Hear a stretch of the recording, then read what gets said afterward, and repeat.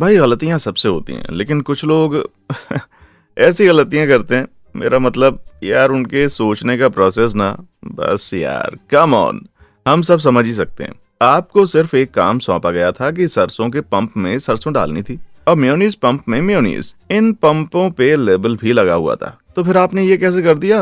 हाँ हाँ बताओ कैसे? चलो ठीक है, इससे पहले कि मैं पूरी तरह से अपना आपा खो दूं, आइए उन लोगों पर एक नजर डाल लेते हैं जिन्हें बस एक साधारण सा काम करना था, लेकिन उसमें भी बहुत बड़ी गड़बड़ कर दी।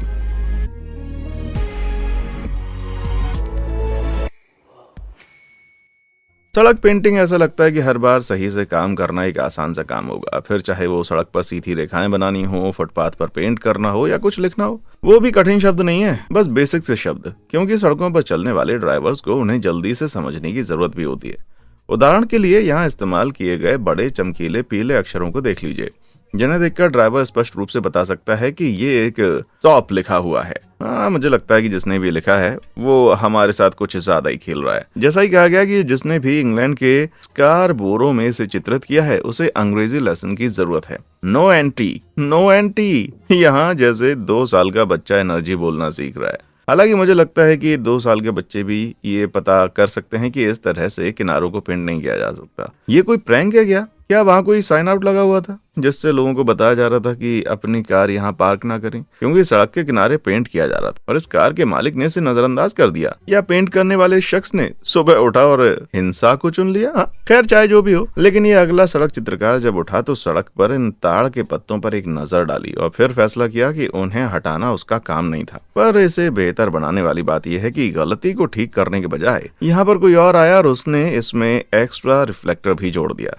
भाई अब मेरे पास कोई भी सवाल बाकी नहीं है। जब बात आर्टिकल डिजाइन की आती है तो ये महत्वपूर्ण है कि हॉलवे, रास्ते और वे वहाँ स्थान जहाँ पर लोग घूमते हैं, कोई रुकावट नहीं होनी चाहिए। लेकिन ये वो मेमो है जो इस इमारत के आर्किटेक्ट को शायद नहीं मिला। अब मैं इसके चारों ओर अपना सिर लपेटने की कोशिश कर रहा हूँ। मुझे लगता है कि एस्केलेटर पहले लगाया गया था, फिर दीवार बनाई गई। लेकिन क्यों? किसी ने इस एस्केलेटर को पूरी तरह से बंद करने पर सवाल नहीं उठाया, या उन्होंने दीवार के बाद में एस्केलेटर को बनाया? अपनी कलाकारी दिखाकर खुश हो गए क्या? हाँ भाई, मैंने इस तस्वीर के बारे में जितना हो सकता था इंटरनेट पर छानबीन कर ली और मुझे इसके मूल के बारे में अभी भी कुछ भी नहीं मिला है।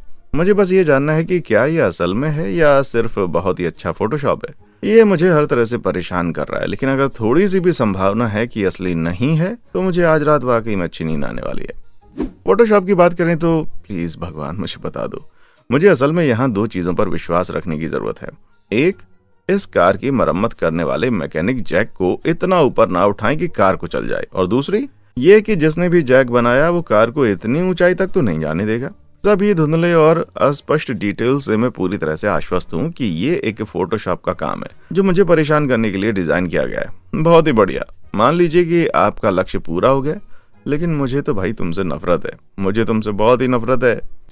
अब बता दूं कि मुझे प्रकृति से प्यार है। मुझे ये सोचना अच्छा लगता है कि मैं इसके बारे में बहुत ज्यादा जानता हूँ। अरे मैंने तो प्रकृति के हर पहलू के बारे में सैकड़ों वीडियो बनाई हैं, लेकिन अगर आप मुझसे एक पौधा जीवित रखने के लिए कहें, नहीं सर, 1 सेकंड के लिए भी नहीं। लेकिन अगर आप मुझसे एक दीवार को पेंट करने के लिए कहें जिसके बगल में एक पौधा हो, तो मुझे कम से कम पौधे को मूव करने की समझ होगी जो उसके विपरीत होगी।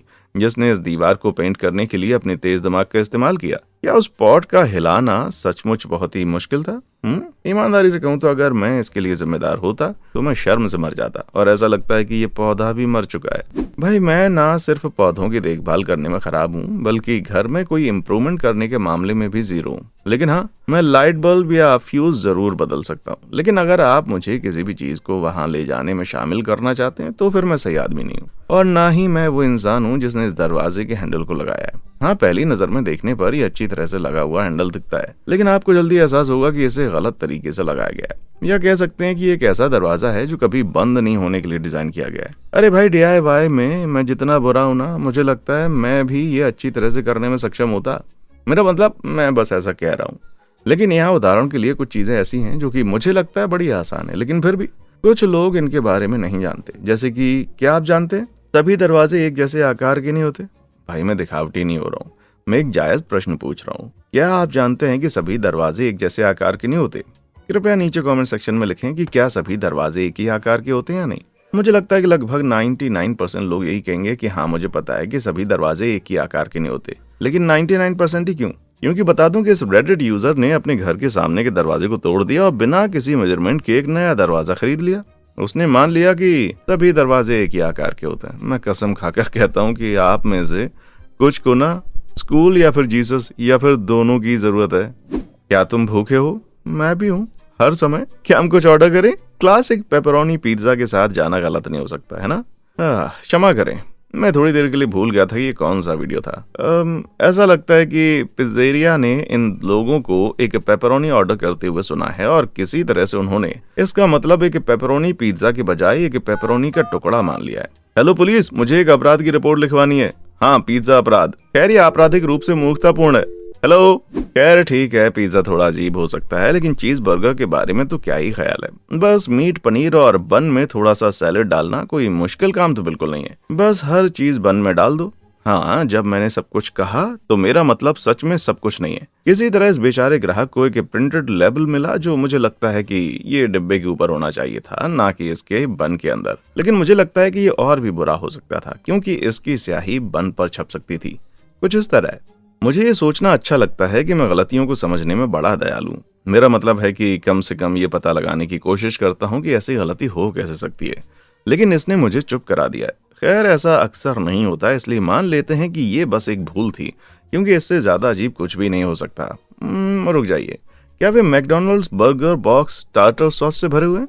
रुक जाओ, किसी ने ऑनलाइन पोस्ट किया है क्या कि उन्होंने मैकडॉनल्ड्स से चीज बर्गर ऑर्डर किया और इसके बदले में उन्हें टार्टर सॉस से भरा हुआ एक डब्बा मिला? ठीक है, मैं गहराई से खोज रहा हूँ। मैं अनुमान लगा रहा हूँ कि किसी और ने विशाल मात्रा में एक्स्ट्रा टार्टर सॉस का ऑर्डर दिया है, जो आमतौर पर फिला टू फिश पर जाते हैं, जहां बक्सों को मिक्स कर दिया गया है।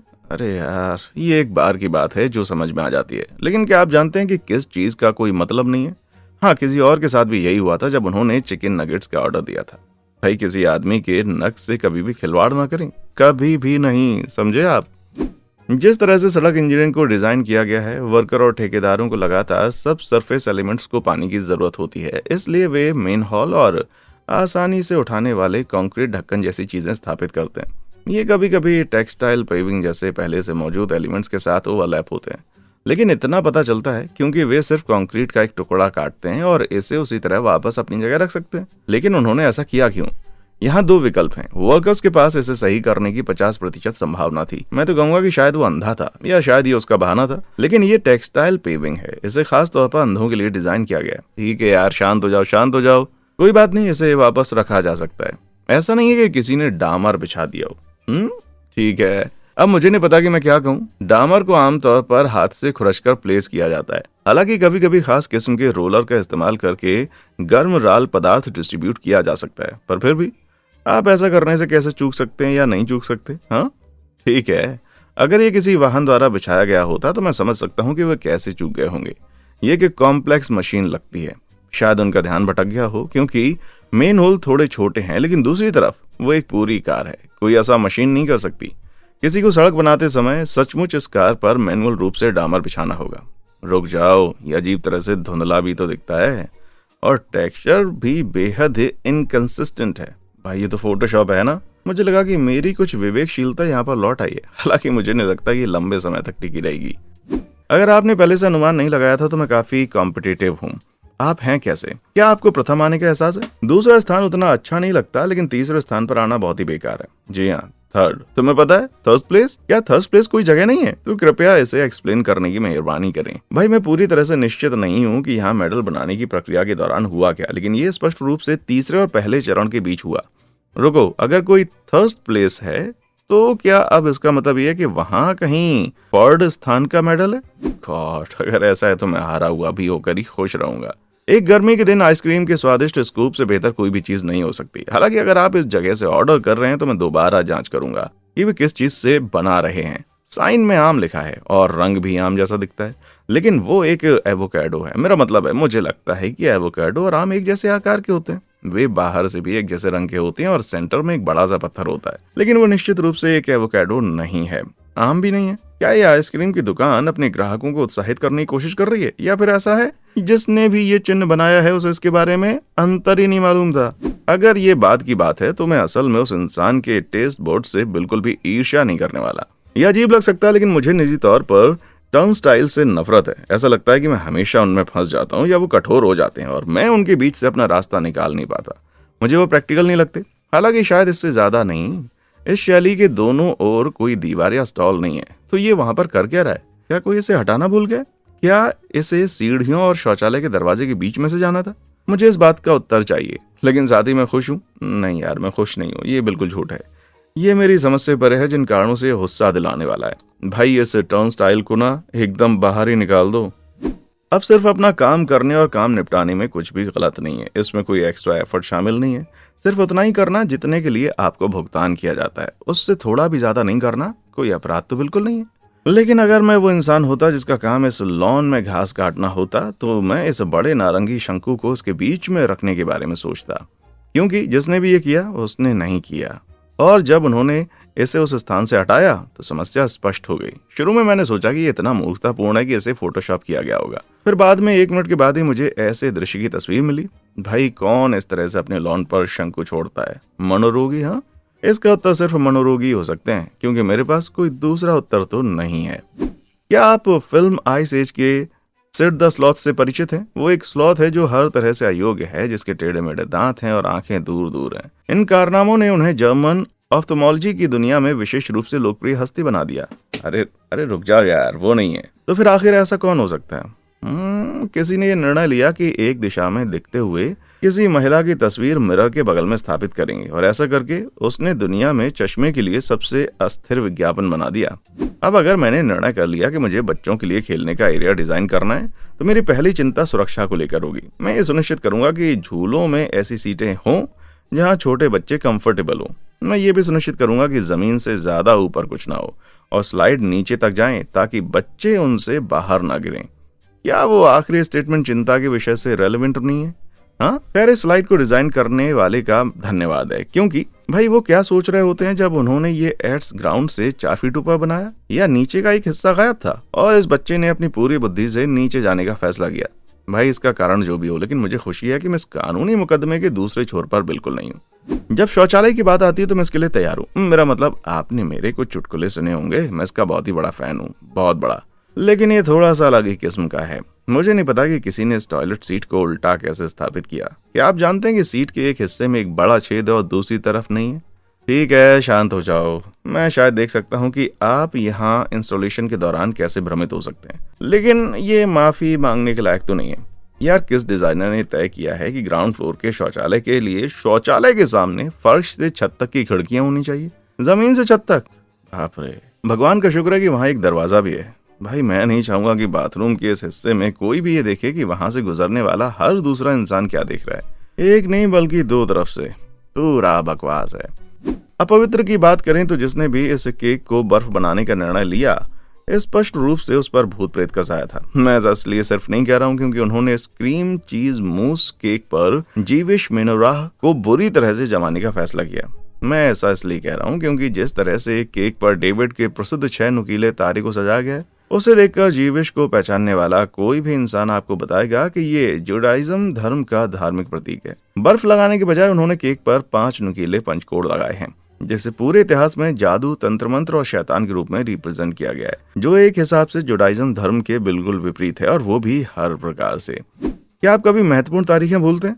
आपकी माँ का जन्मदिन, आपके दोस्त की सालगिरह।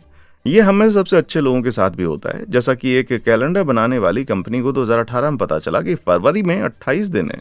ये बिल्कुल सामान्य सी बात लगती है, लेकिन इस बात को छोड़कर कि महीने की 22 तारीख उसमें गायब थी, मुझे लगा कि ये एक अजीब लीप ईयर मैकेनिक हो सकता है।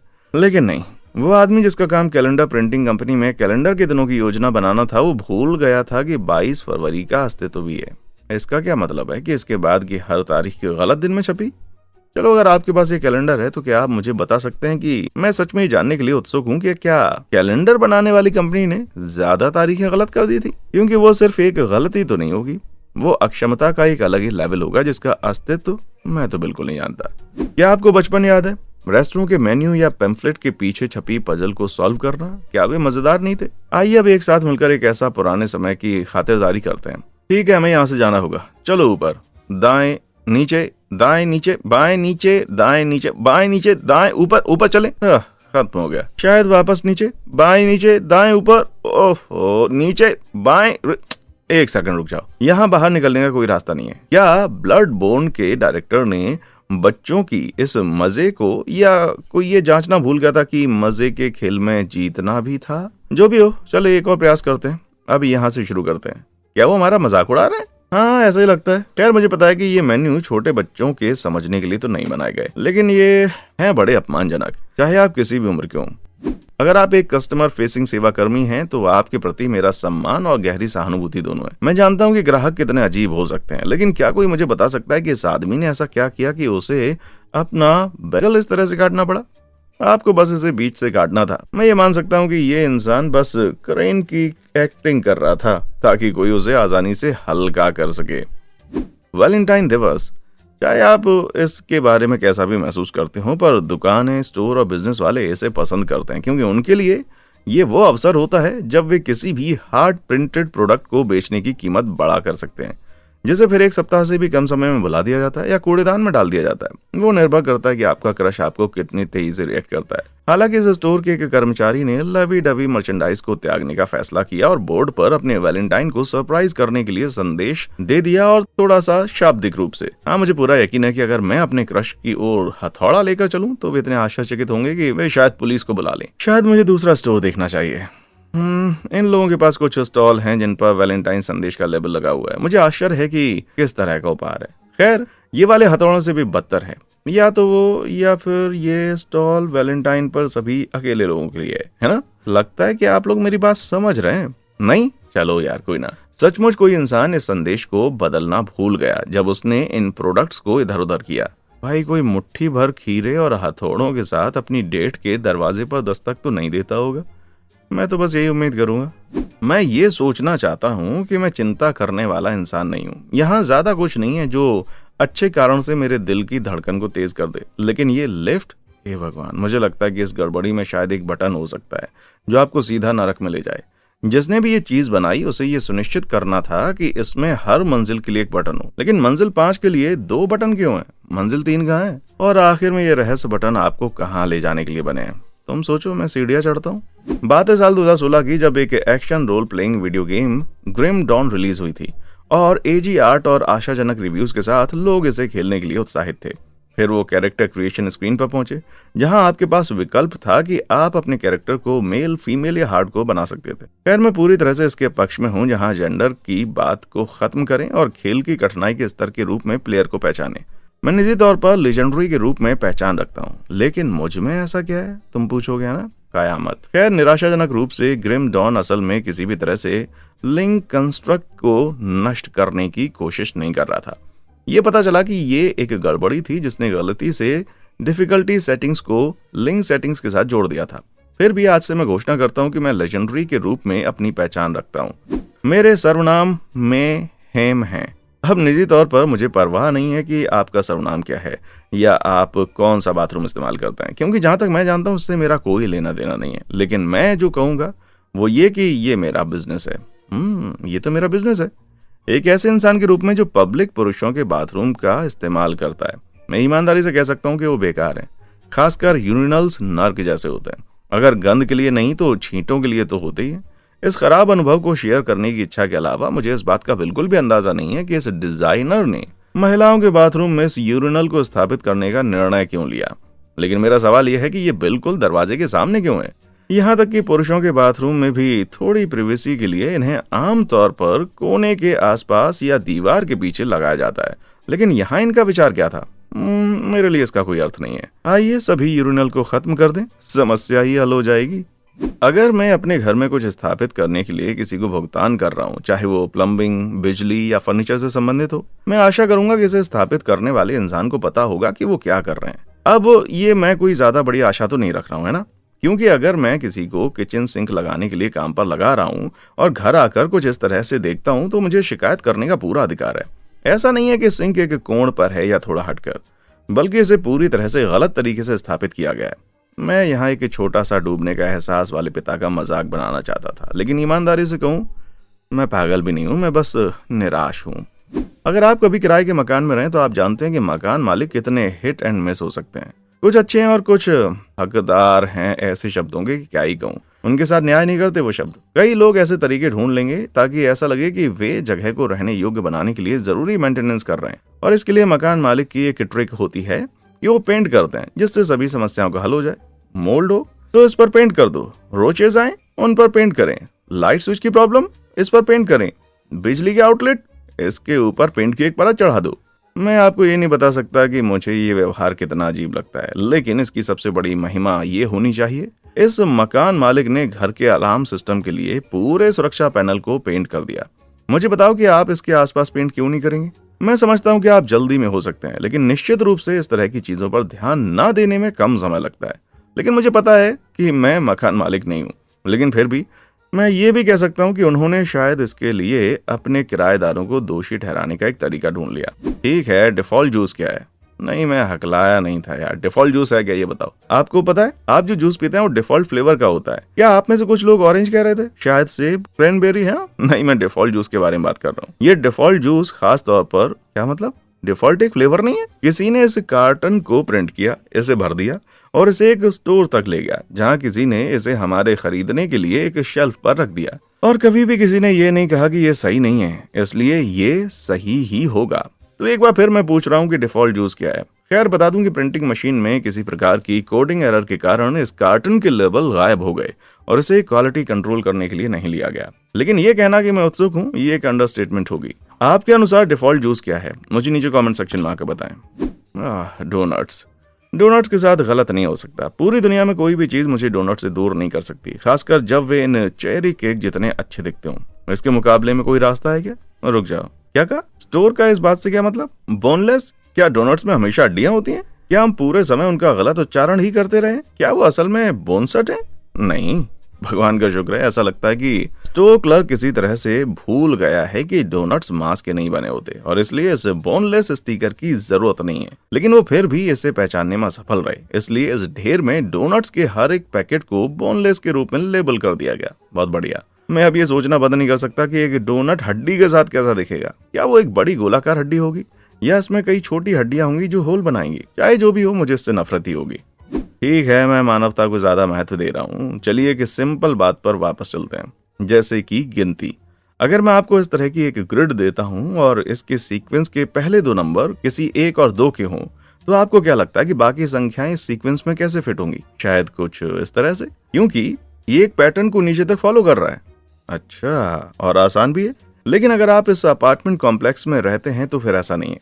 भाई, हम क्यों एक ही कंटिन्यू पैटर्न को फॉलो करें जब आप दीवार पर एक रैंडम मेल बॉक्स लगा सकते, और मान लीजिए कि इससे किसी को कोई परेशानी नहीं होगी। इसे बस एक बड़े ब्लॉक के रूप में स्थापित करने में कोई भी खास प्रयास करने की जरूरत नहीं है। फिर उन्हें इतना कठिन क्यों होना पड़ा?